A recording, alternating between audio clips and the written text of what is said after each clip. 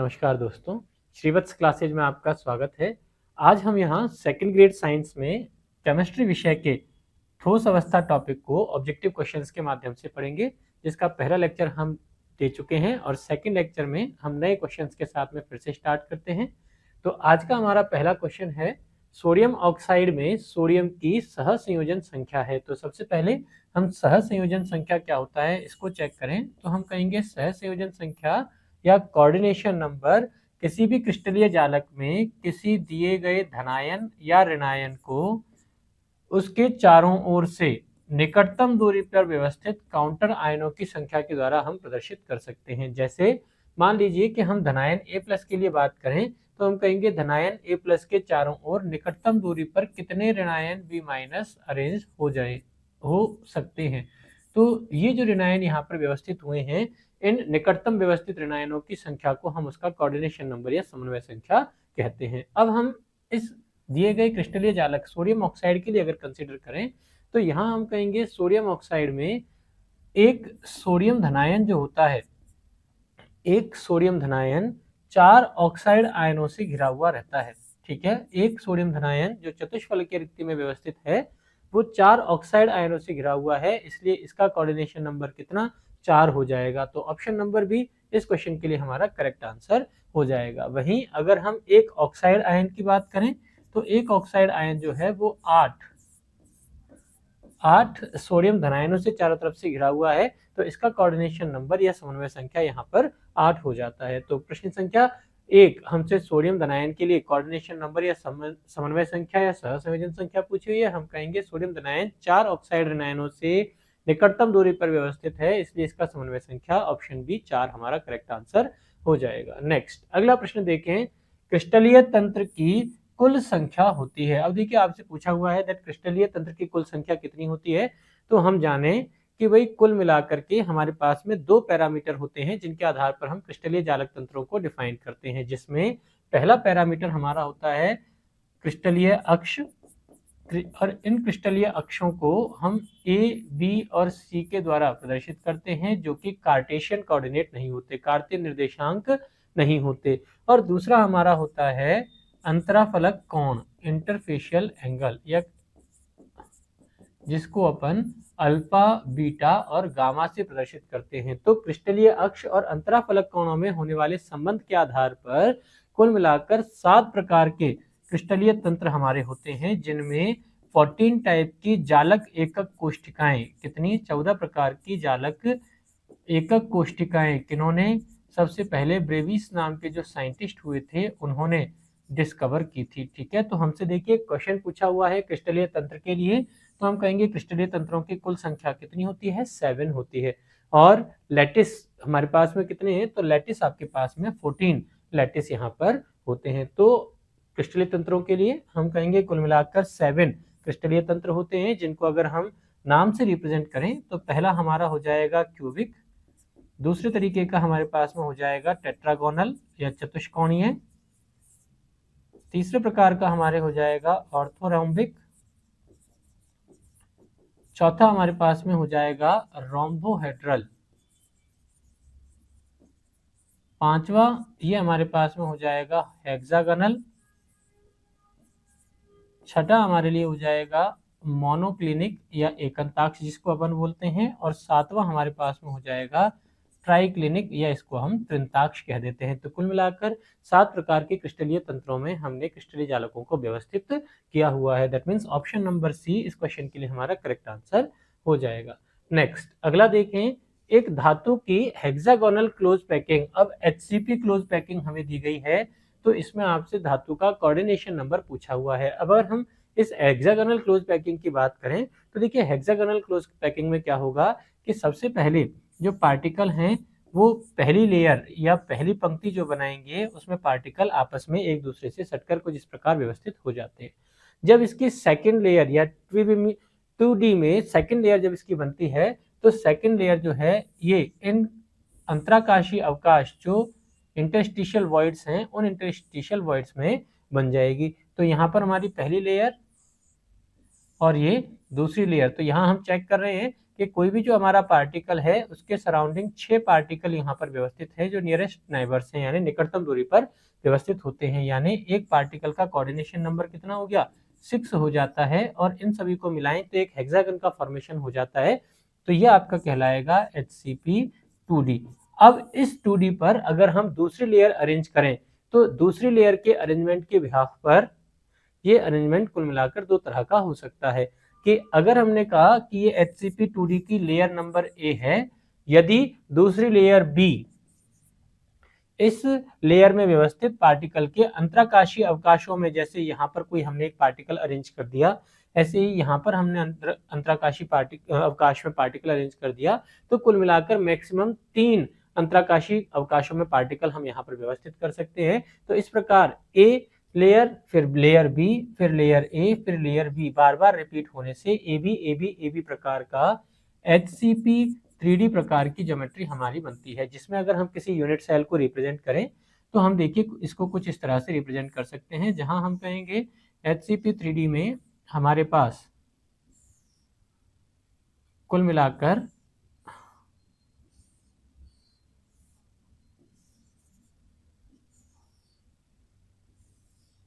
ये इस तरह की अरेंजमेंट हो जाएगी, जहां पर ये हमारा HCP3D का लेयर A रहेगा, ये HCP3D का लेयर B रहेगा, और इसके बीच में एक ट्राइंगल यहाँ पर अरेंज्ड हो जाता है। तो HCP3D में हमारे पास हो जाएगा लेयर A, फिर ट्राइंगुलर लेयर B, फिर हेक्सागोनल लेयर A, इसके बाद में फिर से एक ट्राइंगुलर लेयर B। तो AB प्रकार का अरेंजमेंट हमें देखने को मिलता है, जिसको हम कहेंगे HCP3D। और यहाँ पर अगर हम पार्टिकल की कोऑर्डिनेशन नंबर या समन्वय संख्या की बात करें तो वो कितनी हो जाएगी, 12 हो जाती है। यानी ऑप्शन नंबर डी HCP3D के लिए हमारी कोऑर्डिनेशन नंबर का करेक्ट आंसर हो जाएगा।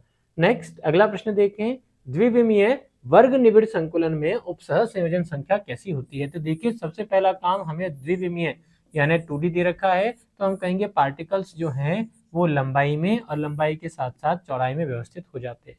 सेकंड हमें दिया है वर्ग निबिड़ संकुलन, यानी कि जब हम पार्टिकल्स में पाए जाने वाले लैटिस पॉइंट को अगर मिलाएं तो निकटतम व्यवस्थित लैटिस पॉइंट को मिलाने पर हमारे पास में एक स्क्वायर जैसी संरचना बननी चाहिए। तो जैसे यहाँ हम देख रहे हैं एक स्क्वायर बन रहा है, तो इस प्रकार के निबिड़ संकुलन को हम क्या कहेंगे, द्विविमीय वर्गाकार निबिड़ संकुलन कहते हैं। अगर हम इसकी समन्वय संख्या निकालें, जैसे ये हमारा पार्टिकल A है, अगर हम इसकी समन्वय संख्या निकालें तो हम कहेंगे इस पार्टिकल से नियरेस्ट डिस्टेंस 2r पर व्यवस्थित पार्टिकल नंबर 1, ऐसे ही पार्टिकल नंबर 2, पार्टिकल नंबर 3 और एक पार्टिकल यहाँ नीचे की तरफ व्यवस्थित हो जाएगा। तो नियरेस्ट डिस्टेंस पर कितने 4 पार्टिकल अरेंज हैं, इसका मतलब इसकी समन्वय संख्या कितनी हो जाएगी, 4 हो जाती है। यहाँ हम चेक करें तो पार्टिकल नंबर A और पार्टिकल नंबर B इन दोनों के बीच में जो डिस्टेंस है वो 2r से ज़्यादा है। देखिए यहाँ पर ये अंतराकाशीय अवकाश है, इसलिए डिस्टेंस क्या होगी, 2r से ज़्यादा होगी, तो यह नियरेस्ट नेबर में काउंट नहीं किया जाएगा। तो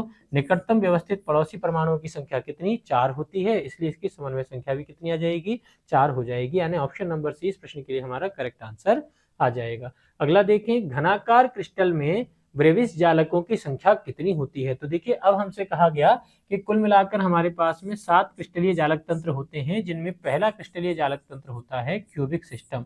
अब इस क्यूबिक सिस्टम में कितने प्रकार के ब्रेविस जालक हैं, जहां पर हम जानते हैं कि कुल मिलाकर ब्रेविस ने 14 यानी 14 प्रकार के क्रिस्टलीय जालकों को दर्शाया था, और ये 14 प्रकार के क्रिस्टलीय जालक इन 7 क्रिस्टलीय तंत्रों में पाए जाते हैं। इनमें भी जो क्यूबिक सिस्टम है उसमें कुल मिलाकर 3 प्रकार के क्रिस्टलीय जालक आपके देखने को मिलते हैं, जिसमें पहला आपका रहेगा सिंपल क्यूबिक या सरल घनीय प्रकार का, दूसरा आपका हो जाता है काय केंद्रित घनीय यानी बॉडी सेंटर्ड क्यूबिक लैटिस प्रकार का, और तीसरा हो जाता है फिश सेंटर्ड क्यूबिक यानी कि फलक केंद्रित घनीय जालक प्रकार का। तो कुल मिलाकर 3 प्रकार के क्रिस्टलीय जालक यहाँ पर आपको देखने को मिलेंगे। सिंपल क्यूबिक यानी वो जिसमें पार्टिकल केवल कॉर्नर्स पर पाया जाता है, केवल कोनों पर पार्टिकल आपको देखने को मिलेगा। BCC यानी काय केंद्रित, इसमें हम कहेंगे पार्टिकल्स जो हैं वो केवल कोनों पर और कोनों के साथ साथ केवल काय केंद्र या बॉडी सेंटर पर पाए जाते हैं। वहीं फलक केंद्रित घनीय जालक के लिए अगर हम बात करें तो यहाँ पार्टिकल कोनों के साथ साथ सभी फेस के सेंटर पर भी अरेंज होते हैं। तो कुल मिलाकर 3 प्रकार के क्रिस्टलीय जालक हमें क्यूबिक सिस्टम में देखने को मिलते हैं। तो ऑप्शन नंबर 20 क्वेश्चन के लिए हमारा करेक्ट आंसर आ जाएगा। नेक्स्ट प्रश्न संख्या 6 को अगर हम देखें, हेक्सागोनल क्लोज पैकिंग HCP की एकक कोष्टिका में परमाणुओं की संख्या कितनी होती है? तो देखिए HCP3D अगर हम देखें तो HCP3D के अरेंजमेंट में हमने क्या कहा कि ऊपर की तरफ हमारे पास में एक हेक्सागोनल लेयर है जिसे हम लेयर ए के रूप में व्यवस्थित कर रहे हैं। बीच में यहाँ पर हमारे पास में एक ट्राइंगल है और लास्ट में, सबसे लास्ट में यहाँ जो हमारी लेयर है वो फिर से क्या है, एक हेक्सागोनल लेयर होती है। ठीक है, तो कुल मिलाकर के हम देखें ये अरेंजमेंट हमारा हो जाएगा AB प्रकार का अरेंजमेंट, और इसको अगर हम मिलाएं तो ये जो अरेंजमेंट हमारा बनेगा वो HCP3D प्रकार का अरेंजमेंट हमारा बन जाएगा। अब इस HCP3D अरेंजमेंट में हम देख रहे हैं कि कुल मिलाकर 6 कॉर्नर्स एक हेक्सागन में होते हैं। तो यहाँ पर हमारे पास में 2 हेक्सागोनल लेयर हैं, तो हम कहेंगे टोटल 12 षटभुजीय कोने हैं और एक षटभुजीय कोने का कंट्रीब्यूशन होता है 1/6 भाग। तो टोटल नंबर ऑफ पार्टिकल हमारे पास में हो जाएंगे 2 कण। ठीक है, ऐसे ही हम देख रहे हैं कि षटभुज के सेंटर पे यहाँ पर भी एक पार्टिकल है जिसका कंट्रीब्यूशन हो जाएगा 1/2 पार्ट। तो कुल मिलाकर के 2 षटभुजीय केंद्र में हमारे पास पार्टिकल है, तो हम लिखेंगे 2 षटभुजीय केंद्र के पार्टिकल मल्टीप्लाई बाई इनका कंट्रीब्यूशन हो जाएगा 1/2 भाग, यानी कुल हमारे पास पार्टिकल हो जाएंगे 1। और ऐसे ही ये जो ट्राइंगल है, इस ट्राइंगल में हम कहेंगे 3 ट्राइंगुलर कॉर्नर हैं और सभी का कंट्रीब्यूशन 1 पार्ट हो जाता है, तो टोटल नंबर ऑफ पार्टिकल हो जाएंगे 3 पार्टिकल्स। यानी टोटल पार्टिकल कितने हो गए? 2 षटभुजीय कोनों के कारण, 1 षटभुजीय केंद्र के कारण और 3 पार्टिकल ट्राइंगुलर कॉर्नर के कारण हो जाते हैं। नेक्स्ट हम कहेंगे टोटल नंबर ऑफ पार्टिकल एक HCP3D की यूनिट सेल में कितने? 6 हो जाते हैं। That means option number B इस क्वेश्चन के लिए हमारा करेक्ट आंसर आ जाएगा।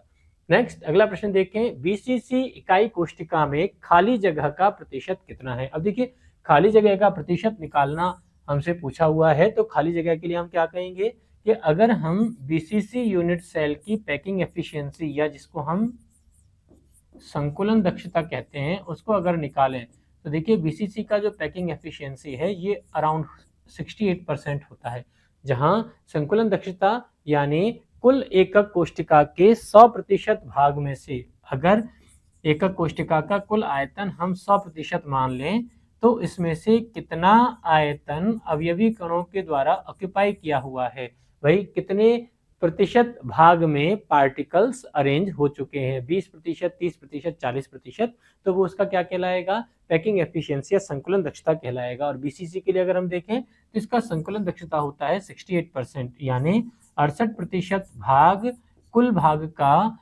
कणों द्वारा घेर लिया गया है। तो रिमेनिंग वेकेंट स्पेस या खाली जगह कितनी बच जाएगी? हम कहेंगे 32% यहाँ पर इसकी वेकेंट स्पेस बच जाती है, यानी कि रिक्तिकाओं के द्वारा घेरी गई जगह कितनी हो जाएगी? 32% हो जाती है। ऑप्शन नंबर सी इस प्रश्न के लिए हमारा करेक्ट आंसर आ जाएगा। नेक्स्ट अगला प्रश्न देखें, निम्न में से कौन सा सहसंयोजक जालक ठोस है? देखिए जालक ठोस यानी क्रिस्टलीय जालक तो हमसे पूछा हुआ है, लेकिन उनमें भी कौन सा सहसंयोजक क्रिस्टलीय जालक ठोस हमसे पूछे हुए हैं, तो हम कहेंगे सहसंयोजक ठोस यानी वे जालक हमारे पास में होते हैं जिनमें अवयवी पार्टिकल्स जो होते हैं वो अवयवी कण परमाणु होंगे प्लस उनके मध्य में सहसंयोजक बंध पाया जाएगा। तो जब आपके कंस्टिट्यूएंट पार्टिकल यानी अवयवी कण परमाणु हो और वे परस्पर सहसंयोजक बंध से बंधे हुए हों, तो इस प्रकार के ठोसों को हम सहसंयोजक जालक ठोस कहते हैं। अब एक एक करके हम चेक करें।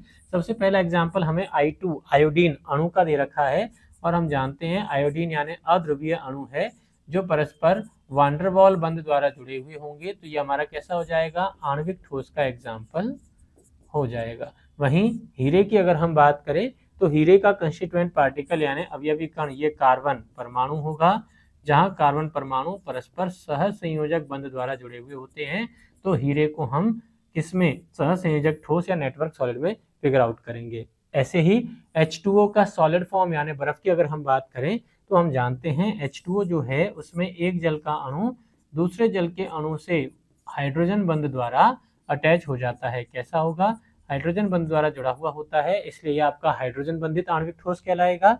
और SO2 की अगर हम बात करें तो सॉलिड SO2 में सल्फर डाइऑक्साइड जो होती है ये ध्रुवीय अणु है। कैसी है?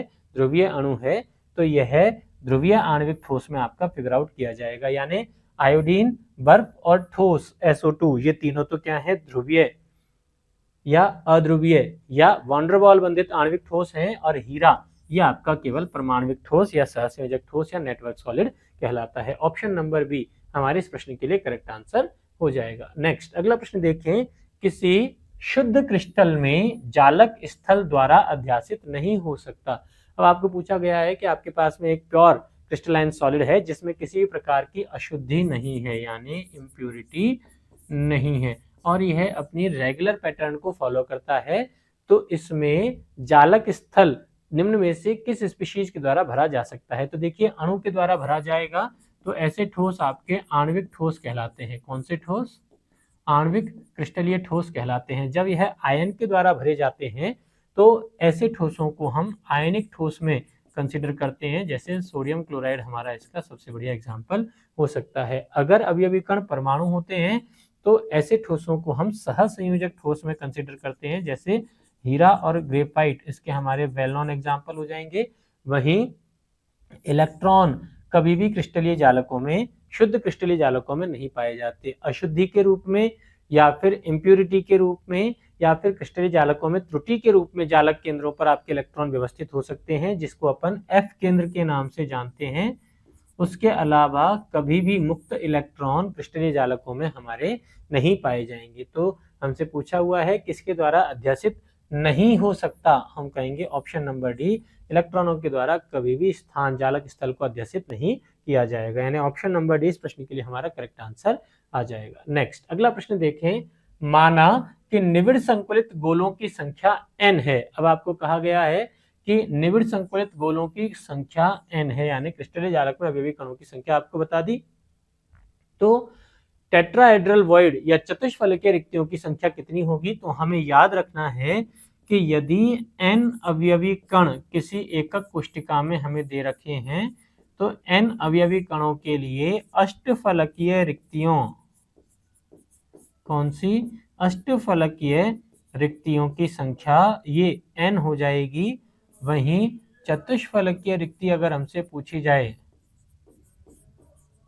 तो चतुष्फलकीय रिक्तियों की संख्या आपके पास में कितनी? 2n हो जाती है। तो अष्टफलकीय रिक्ति होंगी n और चतुष्फलकीय रिक्ति होंगी 2n। अगर टोटल रिक्तियां पूछी जाएं तो कुल हमारे पास में 3n वॉइड्स या 3n रिक्तियां यहाँ पर पाई जाएंगी। तो अष्टफलकीय रिक्तियों की संख्या कितनी? n होती है, और चतुष्फलकीय रिक्तियों की संख्या कितनी? 2n होती है। तो यहाँ हमसे देखिए चतुष्फलकीय रिक्ति पूछी हुई है, हम कहेंगे 2n हमारे इस क्वेश्चन का करेक्ट आंसर हो जाएगा। नेक्स्ट अगर आपसे कोई ये पूछे कि भाई चतुष्फलकीय रिक्तियां पाई कहाँ जाती हैं, तो हम कहेंगे CCP या HCP 3D प्रकार की क्रिस्टलीय जालक एकक कोष्ठिकाओं में। कहाँ? घन विकर्ण के अर्धांश पर, प्रत्येक घन विकर्ण के अर्धांश पर एक चतुष्फलकीय रिक्ति आपको देखने को मिलेगी, यानी एक घन विकर्ण पे कितनी? 2 चतुष्फलकीय रिक्तियां आपके पास में मिल जाएंगी। और ऐसी रिक्तियों की संख्या कितनी? n पार्टिकल वाले सिस्टम के लिए 2n चतुष्फलकीय रिक्तियां आपको देखने को मिलेंगी। ऑप्शन नंबर बी यहाँ इस प्रश्न के लिए हमारा करेक्ट आंसर हो जाएगा। नेक्स्ट अगला देखिए, निविड़ संकुलित गोलों की संख्या n है। देखिए निविड़ संकुलित गोलों की संख्या आपको n दे रखी है और आपसे पूछा हुआ है कि अष्टफलकीय रिक्तियों की संख्या कितनी होगी। तो अभी अभी हमने कहा कि n पार्टिकल सिस्टम के लिए अगर किसी दिए गए तंत्र में n कण हैं तो उसमें अष्टफलकीय रिक्तियों की संख्या भी n ही होती है। और ये अष्टफलकीय रिक्तियां कहाँ? HCP 3D या CCP प्रकार की एकक कोष्ठिकाओं में प्रत्येक भुजा केंद्र पर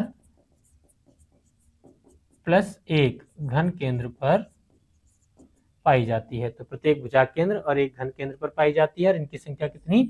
n हमारे पास में हो जाएगी। That means option number A इस प्रश्न के लिए हमारा करेक्ट आंसर हो जाएगा। अगला देखें, निम्नलिखित में से कौन सी आकृतियों के जोड़े में क्रमशः चतुष्फलकीय वॉइड और अष्टफलकीय वॉइड होते हैं? अब आपसे पूछा हुआ है, देखिए चतुष्फलकीय वॉइड और अष्टफलकीय वॉइड यानी रिक्तियां किसमें पाई जाती हैं? तो हमने कंसीडर किया दैट चतुष्फलकीय रिक्ति हो या अष्टफलकीय रिक्ति हो, ऑक्टाहेड्रल या टेट्राहेड्रल दोनों ही प्रकार की जो वॉइड हैं वो HCP3D या CCP का ये हमारी हो गई फलक केंद्रित क्रिस्टलीय जालक एकक कोशिका में पाई जाती हैं। तो देखिए चतुष्फलकीय रिक्ति BCC के लिए तो हम जानते हैं BCC में हमारी केवल कौन सी रिक्ति पाई जाएगी, घनीय रिक्ति पाई जाती है।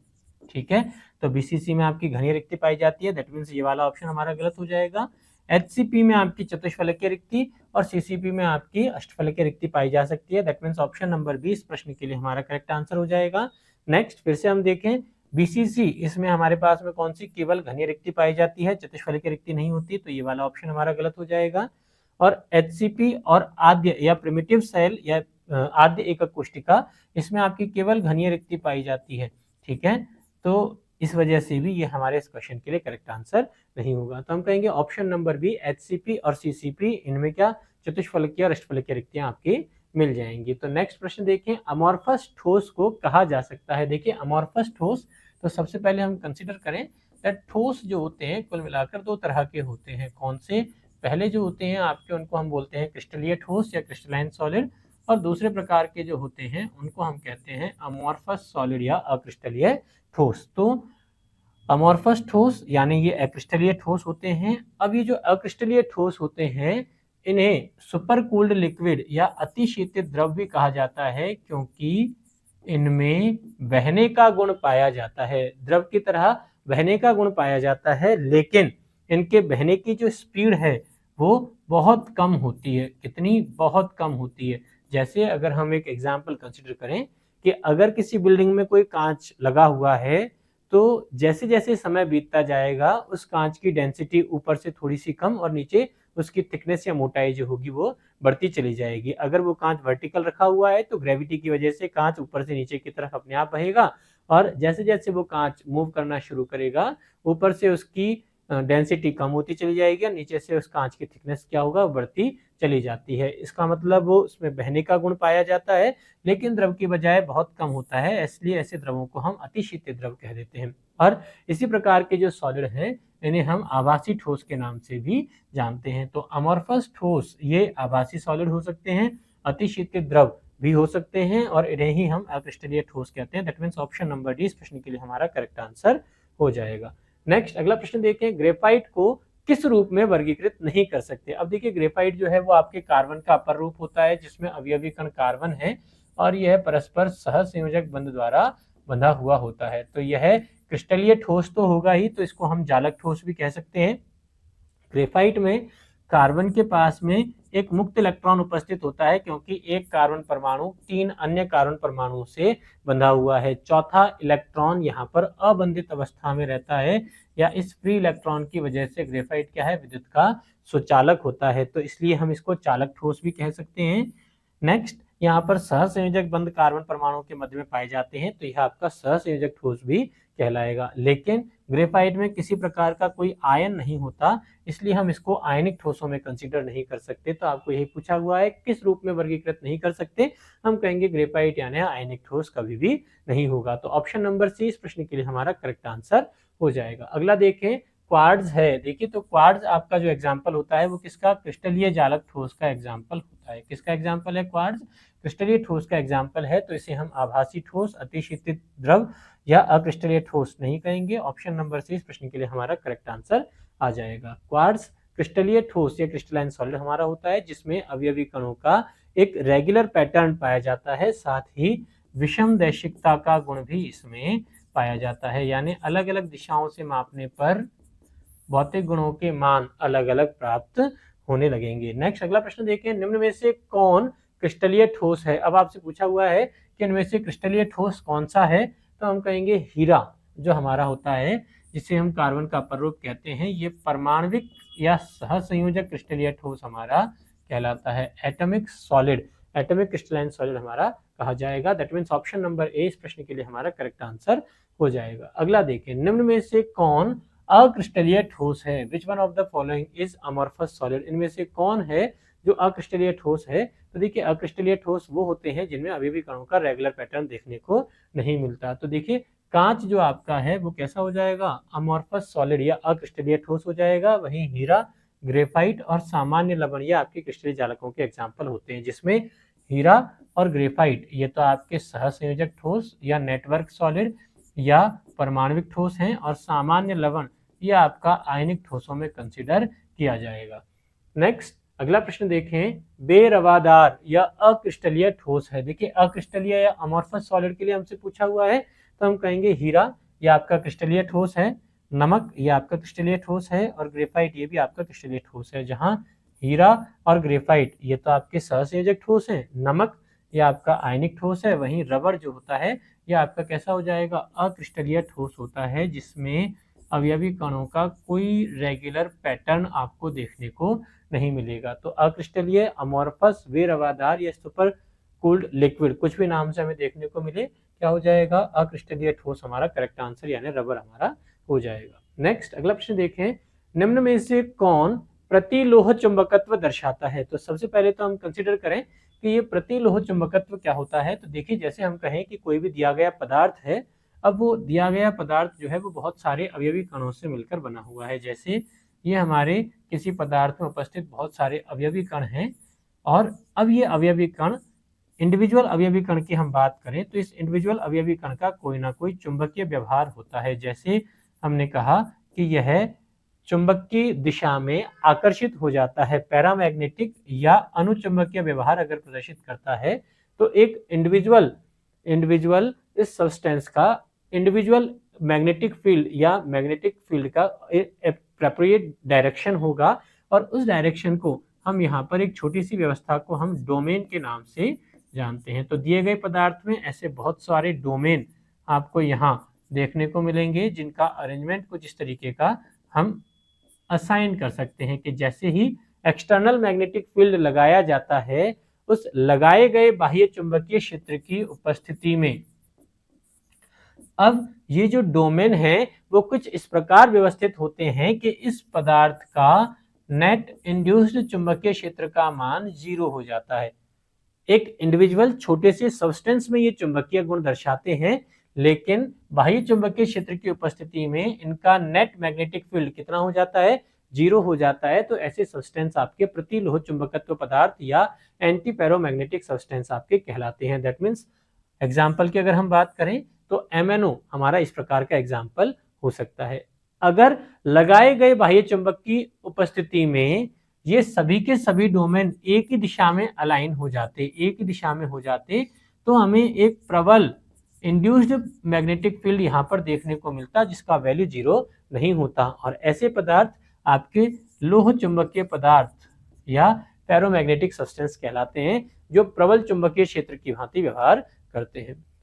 यदि लगाए गए बाह्य चुंबकीय क्षेत्र की उपस्थिति में ये इस तरह से अलाइन होते कि डोमेन एक दूसरे का चुंबकीय क्षेत्र का विरोध कर रहे हैं, लेकिन नेट मैग्नेटिक फील्ड का मान 0 नहीं होता। इंड्यूस्ड नेट मैग्नेटिक फील्ड का मान 0 नहीं होता, कम हुआ है लेकिन 0 नहीं होता। तो ऐसे सब्सटेंस आपके फेरीमैग्नेटिक सब्सटेंस कहलाते हैं। क्या कहलाएंगे, फेरीमैग्नेटिक सब्सटेंस कहलाएंगे। तो देखिए कुल मिलाकर के हम डोमेन की व्यवस्था के आधार पर पदार्थों को 3 प्रकार से हमने कहा, प्रतिलोह चुंबकत्व यानी बाह्य चुंबकीय क्षेत्र की उपस्थिति में इनके जो डोमेन हैं उनके अरेंजमेंट के कारण इनका नेट चुंबकीय क्षेत्र 0 हो जाता है। लोह चुंबकत्व यानी बाह्य चुंबकीय क्षेत्र की उपस्थिति में ये एक ही दिशा में अलाइन होकर के इनका नेट चुंबकीय क्षेत्र बढ़ जाता है, और फेरीमैग्नेटिक यानी इस तरह से अलाइन होंगे कि एक दूसरे को काउंटर करेंगे, लेकिन नेट मैग्नेटिक फील्ड अभी भी 0 नहीं हो पाएगा। तो ये फेरीमैग्नेटिक सब्सटेंस हमारे कहलाते हैं। अगर एग्जांपल कंसीडर करें तो प्रतिलोह चुंबकत्व के लिए हमारा एग्जांपल हो जाएगा MnO, मैंगनीज सेकेंड ऑक्साइड। ये आपका क्या हो जाता है, प्रतिलोह चुंबकत्व पदार्थ है। ऑप्शन नंबर सी इस प्रश्न के लिए हमारा करेक्ट आंसर आ जाएगा। नेक्स्ट अगला देखें, निम्न में से कौन फेरी चुंबकत्व दर्शाता है। अब देखिए आपसे फेरी चुंबकत्व पूछा हुआ है, दैट मीन्स इस तरह से अलाइन होना चाहिए कि नेट मैग्नेटिक फील्ड का वैल्यू 0 नहीं हो। तो देखिए आपके जो मैग्नेटाइट हैं या जिंक का फेराइट या मैग्नीशियम का अगर हम फेराइट लें तो ये सारे के सारे क्या हैं, फेरी मैग्नेटिक सब्सटेंस यानी फेरी चुंबकीय पदार्थ कहलाते हैं। तो ऑप्शन नंबर डी उपयुक्त में से सभी हमारे इस प्रश्न के लिए करेक्ट आंसर हो जाएगा। नेक्स्ट, निम्न में से कौन लोह चुंबकत्व दर्शाता है, यानी बाह्य चुंबकीय क्षेत्र की उपस्थिति में सारे के सारे जो डोमेन है वो एक ही दिशा में संरेखित हो जाएंगे, प्रबल चुंबकीय गुण दर्शाएंगे, और बाह्य चुंबकीय क्षेत्र हटा लेने पर भी इनका चुंबकत्व खत्म नहीं होता। इंड्यूस्ड मैग्नेटिक फील्ड का वैल्यू अब 0 नहीं होगा अगर हम बाह्य चुंबकीय क्षेत्र को हटा भी ले तो ऐसे सब्सटेंस परमानेंट मैग्नेट की भांति व्यवहार करते हैं, तो ये क्या कहलाएंगे, लोह चुंबकत्व पदार्थ हमारे कहलाते हैं, जिसको हम CrO2 क्रोमियम 4 ऑक्साइड के रूप में यहाँ पर हम जानते हैं। दैट क्रोमियम डाइऑक्साइड CrO2 क्या हो जाएगा, आपका लोह चुंबकीय पदार्थ हो जाएगा। तो ये हमारे कुछ प्रश्न थे जिसमें हमने ठोस अवस्था से रिलेटेड अपने प्रश्नों को सॉल्व किया। नेक्स्ट लेक्चर में हम नए प्रश्नों के साथ फिर से मिलेंगे। धन्यवाद।